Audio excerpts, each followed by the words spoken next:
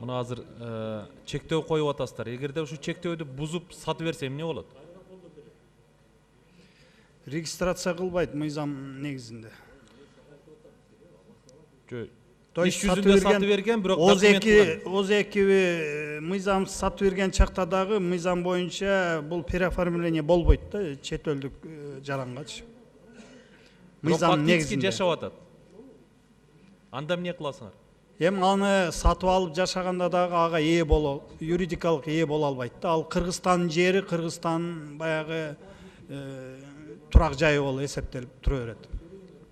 Силер документ бербейсиңер, Тажикстан документ берип атат. Ошол сатып алган, Кыргыздан сатып. Ал жагын кандай кыласыңар?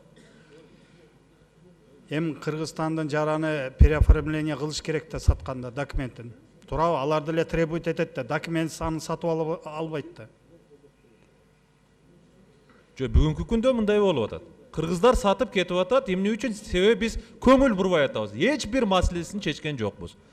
Биздикилер переоформление кылбай атат. Исфара районуна барып туруп, ошол жерге, ошол үйгө Исфара районунун мынанчанчы көчөсүдөгү, мынанчадагы айылдагы неме деп алып атат документ. Ал жагыны кандай кыласыңар?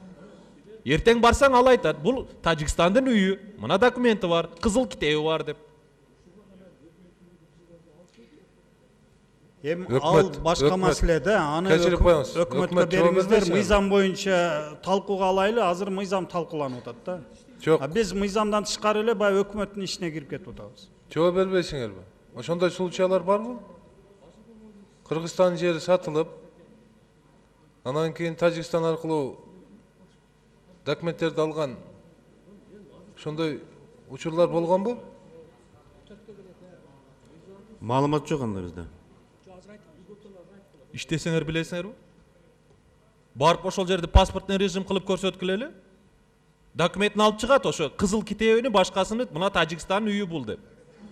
Мен айтайын дегем, бүгүнкү күндө мына биздин кошуналар эгерде Кыргыздын жерини, Кыргыздын үйүнү сатып алам десең, бюджеттен сага кредит беребиз. Бюджетный суда 20 жылга 5% деп. А биз болсо ошол жерде же сууну чыгарбайбыз, же мектебини салбайбыз, же детсадын салбайбыз.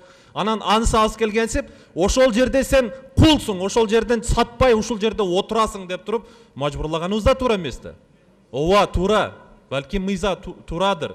Бирок эми башка жагынан карашыбыз керек бул маселени чечүү жагынычы. Муну менен эле токтолуп калбайт. Мен айтып атпаймынбы азыр. Бүгүнкү күндө Кыргызстанда жашаган тажик улутундагы адамдарга өзүнүн туугандарыга регистрация кылып коюп, Тажикстандын жарандары жашап аткан толтура токой андай фактылар бар. Бул боюнча да эч кандай иш чара аткарылганы жок. Мына бир жумадан бери бүгүнкү күндө ошол 4 айыл өкмөттөн өкүлдөр келип, президентке, премьер-министрге кирем деп мына бир жумадан бери жүрөт, бирин кабыл алып угуп койбойсуңар. Эмне болуп атат чек арада деп. Мына өкмөттүн өкүлү бир жумадан бери, өткөн 4 күндөн бери жүрөт. Кабыл албайсыңарбы? Премьер-министрге мына биз канча депутат айтып атабыз, кабыл албайт.